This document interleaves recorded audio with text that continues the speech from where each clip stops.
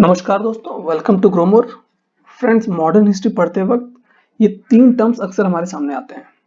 तो आज हम समझेंगे कि प्रेसिडेंसी, प्रोविंसेस, प्रिंसली स्टेट्स का क्या मतलब है और इनके बीच में क्या डिफरेंसेस है। चलिए हम बात करते हैं प्रेसिडेंसी की।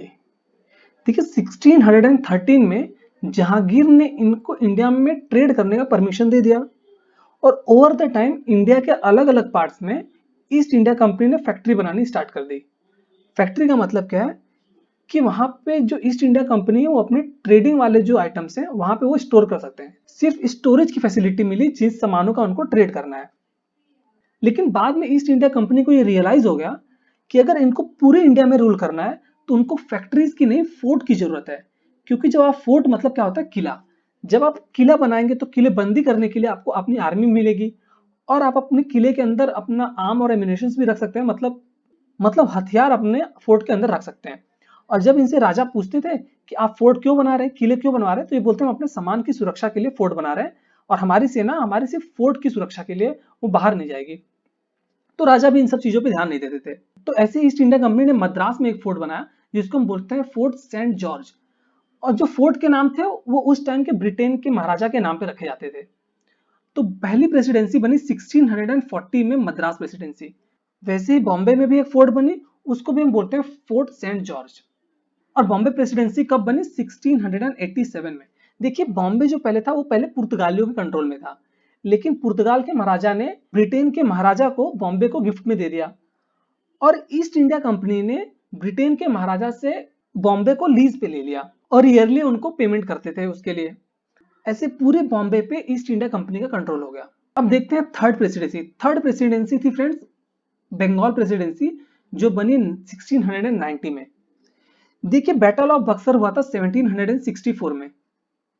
बैटल ऑफ बक्सर के बाद बंगाल, अवध और उड़ीसा के रीजन पे पूरा ईस्ट इंडिया कंपनी का कंट्रोल हो गया। पूरा मतलब वहां पे पॉलिटिकल, दीवानी राइट, दोनों राइट्स इनके पास आ गए।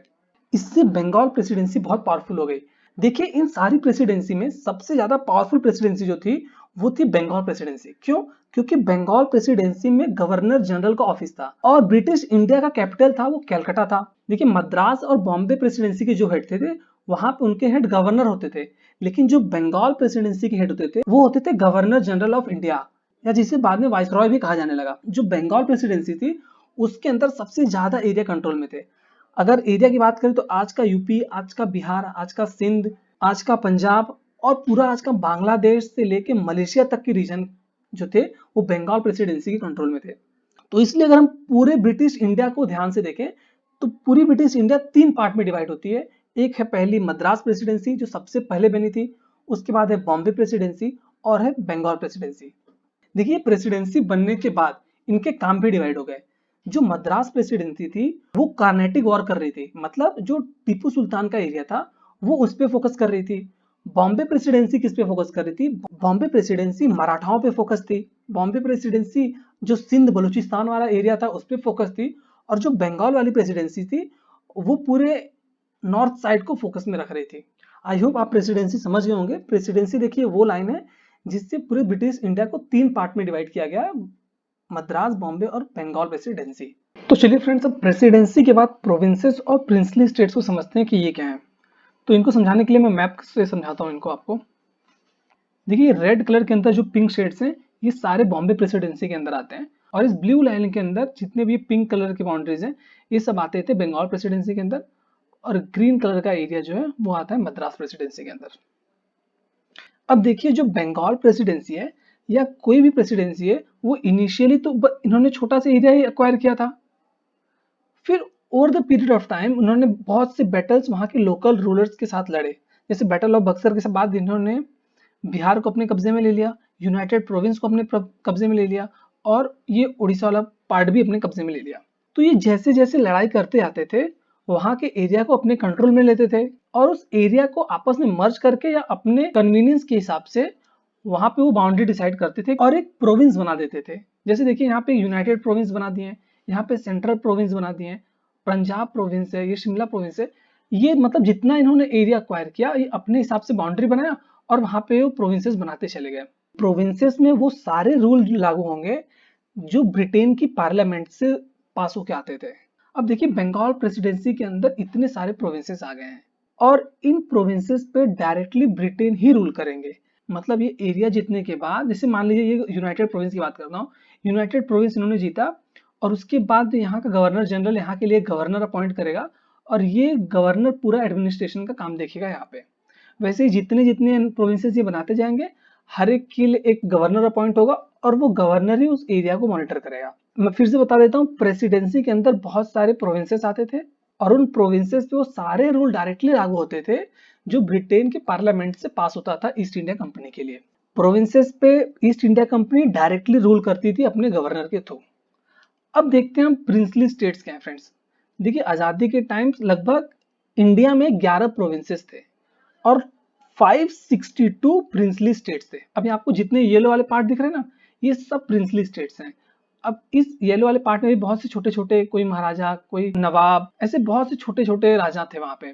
तो ब्रिटिशर्स क्या करते थे, इन राजाओं के साथ लड़ाई करते थे, उनके एरिया को जीत जाते थे, लेकिन वहां पे डायरेक्टली कंट्रोल नहीं करते थे।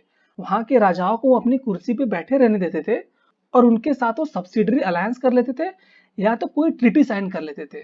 और अब वो ट्रीटी साइन करने के बाद ये जो प्रिंसली स्टेट्स के रूलर होते थे, वहां के गवर्नर या गवर्नर जनरल को हर महीने कुछ पेमेंट करते थे और वो ये एक्सेप्ट करते थे कि हम ईस्ट इंडिया कंपनी के अंडर काम कर रहे हैं। आई होप आप समझ रहे होंगे। प्रोविंसेस पे तो east India company directly rule करती थी वहां के राजाओं को हटा के, लेकिन प्रिंसली स्टेट पे वो डायरेक्ट रूल नहीं करते थे। वो वहां के महाराजाओं को रहने देते थे, वो अपने हिसाब से अपने लॉ बनाएंगे, अपने हिसाब से एडमिनिस्ट्रेशन देखेंगे, बट वो ईस्ट इंडिया कंपनी के अंडर होंगे। वहां के रूलर जो होंगे वो लोकल होंगे।